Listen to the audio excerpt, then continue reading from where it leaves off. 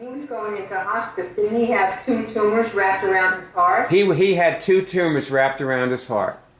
So all I remember was once he began removing cancer and confronting and doing the other treatments, the next report I remember was one had completely gone and one was half the size that it had been. Well, all of this is in his Cancer Cure shows, which I'm going to show you. I'm going to show the page to our viewers now. Okay? Great. All this is in the Cancer Cure Show. By the way, you get there just by typing cureshow.org. Here it is. This is the Cancer Cure Show. And we have a bunch of people and movies. We have cure shows with MDs here on that side of the page. And then down here is what we call our featured shows. So here we are at Charles' Cure Show. I'll just see what I did is it's really right near the top.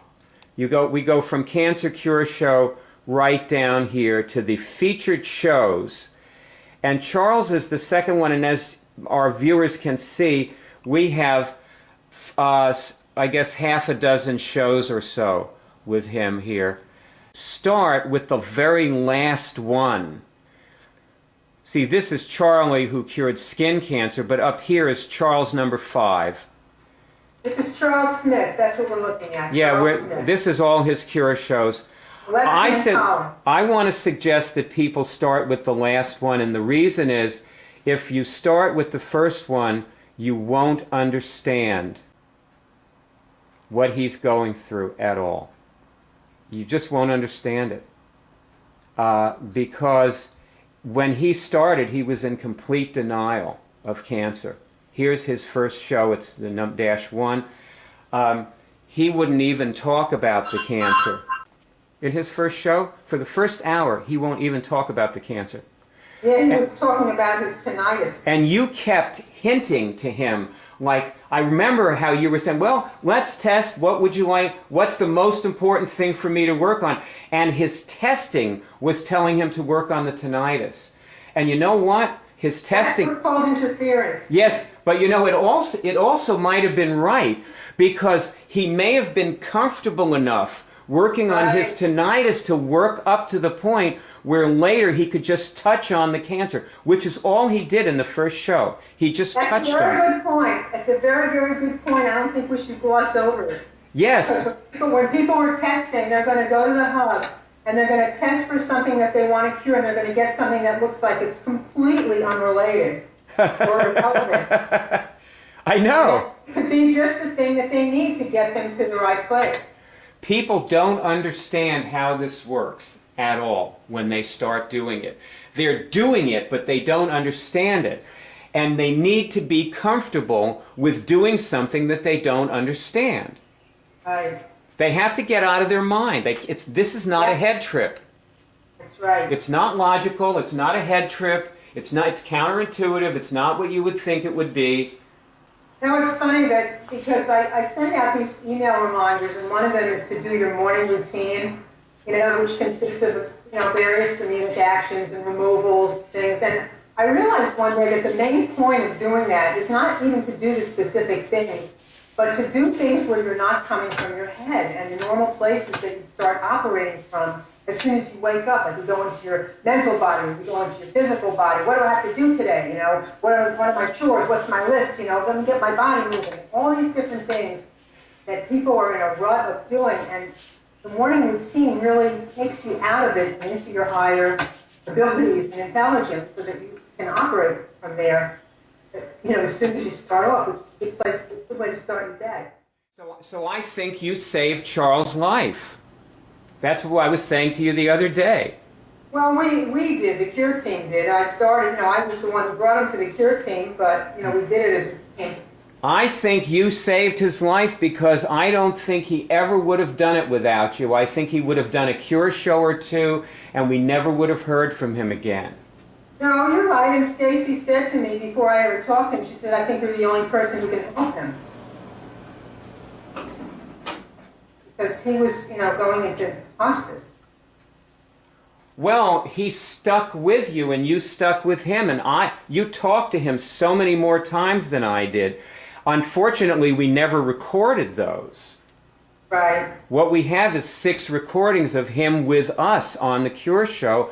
So, of course, it sounds like we all saved his life together. Well, I remember what our phone calls basically consisted of. Looking back, I can sum up what we did on all those phone calls. Okay, do it. Sum it up. I asked him questions. Okay. That's what I did. I asked him questions about every aspect of his life. You know, like I would see something, he would talk about something, and like it wouldn't make sense to me, and I would ask him, like I asked him, why did you leave your wife? And he started to think, and he couldn't give me an answer, and then he started to look at what was going on with him, and he came up with all these things that he hadn't realized or noticed about himself, and he slowly but surely began to see that he made a bad choice. Yes. And he made that choice for all the wrong reasons. And when he started to kind of recommit to going back to his family, I believe that that's when he started getting well, because it gave him something to live for. I do too. And I think his priest helped him with that. I don't remember that. He was seeing a priest. Yeah, probably. Right. He was seeing a Catholic priest who stuck with him and kept talking to him about his relationship with his wife, like you were. Did the priest do that? Yeah, probably. Yep, like you were, and you had an ally. We never had the priest on the show, but you had. We should have. It's too bad we didn't. But you had an ally. But you might have been able to do it without the priest. I don't know. But anyway, you got the guy to confront. You got him to lay out his whole life. Right. It's just like what Ian says on the home page? Kathy's husband, Ian. Oh, you mean what he says about him? He says the definition of immunics is you remove the thing and then you lay your whole life out and you cure your cancer. Or something. I saw that. I'm paraphrasing. I put a quote that Kathy sent me from him on the home page. I'll have to check it out. Ian is a master. He is a real bottom liner, you know? Right. He bottom lines things. So does Kathy. They're a bottom line family. You know, it's something. Anyway, so Charles had cancer. He was a stage 4 terminal cancer, and he ended up with no cancer like around 2 or 3 months later. It took around a TV season to cure him. A TV season. That's right. true, isn't it, though? It was X number of weeks, you know? It was probably... Yeah, it was several months, a few months. Yeah, it was a few months, that's right. Definitely less than 6 months. Yeah, it was definitely... Well, see, but the whole thing, when he first discovered the cancer, when we first met him, when the cancer was getting worse, that was another 6 months. So we were hanging out with Charles a long time. I don't remember when the cancer was getting worse, because when he was going into hospice, didn't he have 2 tumors wrapped around his heart? He had 2 tumors wrapped around his heart. So all I remember was once he began removing cancer and confronting and doing the other treatments, the next report I remember was one had completely gone and one was half the size that it had been. Well, all of this is in his Cancer Cure shows, which I'm going to show you. I'm going to show the page to our viewers now.